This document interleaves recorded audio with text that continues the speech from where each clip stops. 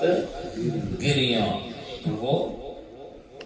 رونے لگ گئی، لیکن آگے جملہ الگ فرمایا،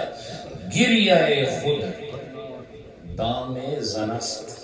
دام زن است، یہ جو گریہ ہے یہ عورتوں کا دام ہے، ان کا جال ہے۔ تو اب بے شک یہاں جال ہو یا نہ ہو، لیکن بعض عورتیں اس کو بطور جال کے بھی پیش کرتی ہوں گی، لیکن بعض عورتیں اس کو بطور جال کے نہیں بلکہ بطور حال کے پیش کرتی ہیں۔ زن چودی دور آکے تم دو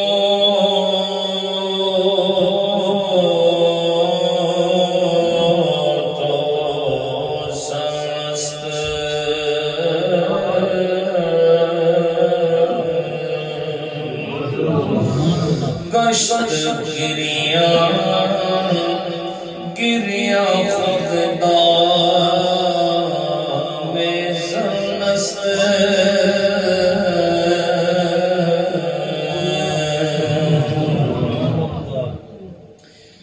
اس کے بعد فرمایا، عورت نے خامن سے کہا کہ یہ جس نتیجے پر آپ آ کے کھڑے ہو گئے، مجھے تو اس کی توقع نہیں تھی آپ سے کہ آپ اتنی سختی کریں گے میرے کلام کے بعد۔ میں تو آپ کے لیے بہت اور ہی خیال رکھتی تھی، میرے دل میں تو آپ کے لیے اور بڑے پیارے جذبات تھے، مجھے یہ پتہ نہیں تھا کہ اس گفت و شنید میں، اس تکرار میں انتہائی نقطہ آپ کا یہ ہوگا کہ آپ اس کو بالکل رشتے کو فصل کی منزل میں لے جانا چاہیں گے اور رشتے کو ختم کر دیں گے، اور تھوڑی سی بات پر آپ پورا گھر بار اجاڑنے کے لیے تیار ہو جائیں گے۔ تو اس نے کیا کہا، گفت از تو کہ چنی پنداشتم، کہنے لگی گفت، اس نے کہا، از تو کہ چنی پنداشتم، مجھے آپ سے ایسی توقع کب تھی کہ آپ ایسا کوئی اقدام اٹھائیں گے، از تو من امید دیگر داشتم، آپ سے تو میں کچھ اور امید رکھتی تھی۔ گفت از تو کہ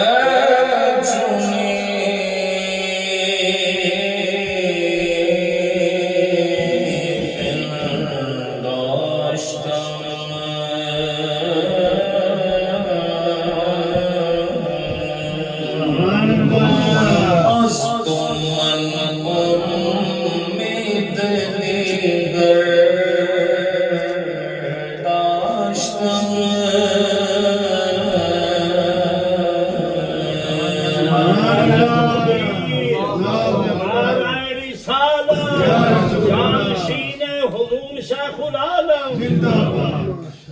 اب اگلا شعر جو ہے قابل اور ہے،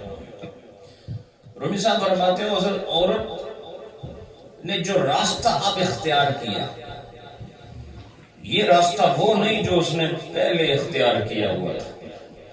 پہلے راستہ وہ تھا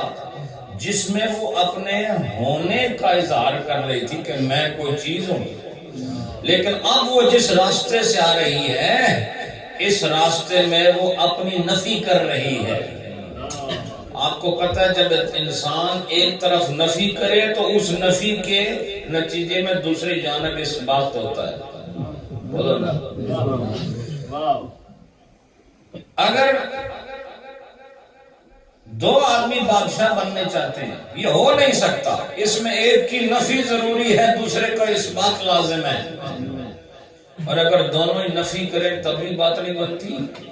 دونوں اس بات کریں تب بھی بات نہیں بنتی، تو لہٰذا ان دونوں میں سے ایک نے نو کہنا ہے، ایک نے یس کہنا ہے۔ مطلب یہ کہ پہلے اس نے کہا کہ میں ہوں، اب رومی صاحب فرماتے ہیں اب وہ جس راستے سے آ رہی ہے، اس راستے کے اندر وہ اپنے فنا ہونے کا اظہار کر رہی ہے کہ میں اس راستے سے آپ کے پاس آئی ہوں اے میرے شوہر، جس راستے میں میں نے اپنے آپ کو فنا کر دیا ہے، اور کہا کہ میں اور کچھ نہیں، مجھے اپنی بیگم بھی نہ سمجھ، بس یوں سمجھ کہ میں تیرے پاؤں کی خاک۔ ڈاکٹر صاحب کو اس سائڈ میں بٹھا دیں، ڈاکٹر زاہد صاحب دروشی پڑھیں۔ السلام علیکم ورحمۃ اللہ۔